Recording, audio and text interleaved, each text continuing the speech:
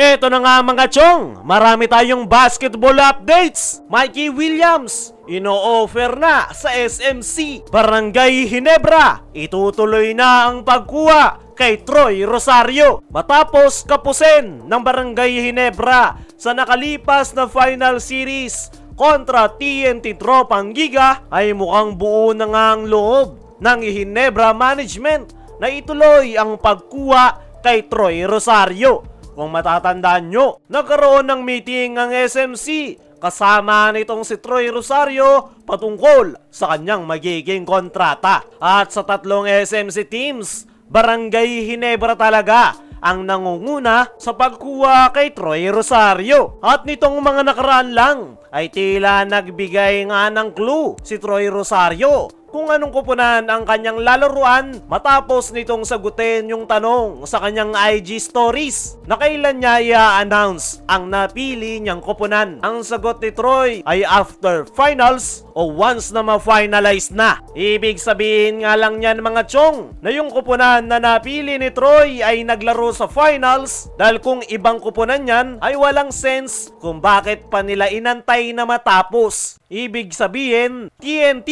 o Barangay Ginebra ang napiling kupunan ni Troy at hindi nga TNT Tropang Giga ang kanyang napili, dahil sinagot niya nga rin yan sa isang tanong na TNT ang una niyang kupunan at hindi niya sinasarado ang pinto dahil meron daw itong special place sa kanyang puso. So, ibig sabihin, Barangay Ginebra ang napili nitong si Troy Rosario. At nag-i-interconnect nga yan sa mga sinasabi ng mga trusted source na itutuloy na ng Ginebra ang pagkuha sa nasabing forward. Ayon pa rin sa parehong source ay nag-agree na itong si Troy Rosario at Ginebra Management patungkol sa kanyang kontrata. As of now, ay hindi pa nga raw po pwedeng ilabas yan, pero hindi bababa sa 1.1 million contract ang nakuha ni Troy Rosario sa Barangay Ginebra. Hindi pa kasama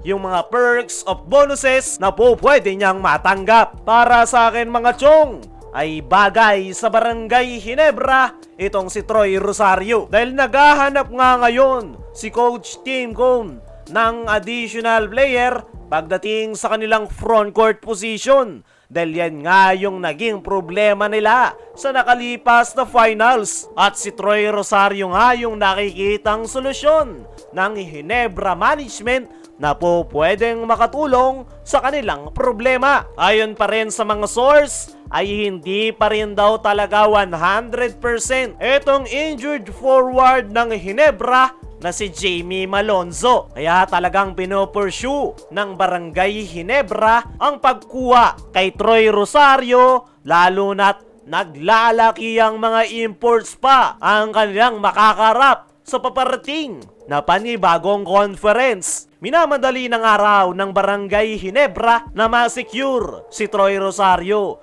dahil kailangan na nga nitong makasama sa kanilang team practice para na rin makasabay at matutunan na ang sistemang ginagamit ni Coach Tim Cone na triangle offense. Sa ngayon ay hawak na talaga ng Ginebra itong si Troy Rosario. Formalization na nga lang talaga ang inaantay at expected nga na ilalabas na in public ang pagpirma nitong si Troy Rosario sa mga susunod na mga araw. At hindi na nga rin ako magugulat mga chong kapag may nag-leak ng video na nagpa-practice na si Troy Rosario sa kanyang bagong koponan na Barangay Ginebra. Dumako naman tayo dito sa kabilang balita. Mikey Williams, ino-offer na sa SMC. Matapos makuha ng TNT Tropang Giga ang kampyonato, ay napagtanto na nga nila na hindi na nila kailangan si Mikey Williams sa kanilang koponan. At mismong si Coach Shot Reyes ang nagkumpirma na open na silang i-trade ang playing rights ni Mikey Williams. At ayon nga sa mga trusted source, ay interesado ang SMC na kuhanin ang nasabing gwardya. At sa tatlong SMC teams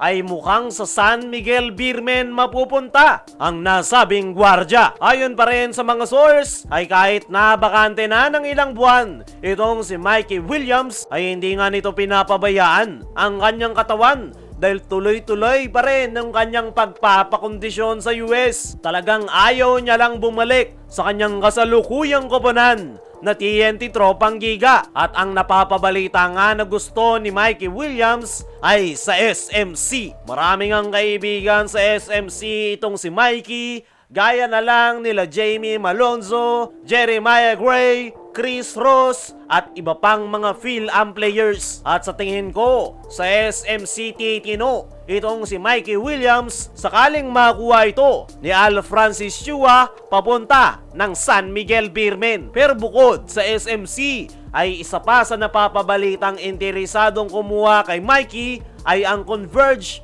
Fiber Xers. Handa ngang sumugal ang Converge para makuha itong si Mikey Williams. Sa ngayon ay open na ang TNT Tropang Giga na i-trade ang rights ni Mikey Williams. At paniguradong jackpot yung makakakuha sa nasabing gwardya dahil alam naman natin yung skills at talent na po pwedeng maibigay ni Mikey Williams. Kasalukuyan nga itong 30 years old at mahaba-haba pa ang kanyang magiging playing career. Kaya mga chong, ano ang masasabi nyo ngayong open na ang TNT na i-trade si Mikey? Dapat nga ba itong kuhanin ng SMC? Ano rin yung masasabi nyo ngayong sinisecure na ng Ginebra si Troy Rosario? I-comment mo lang dyan sa ibaba.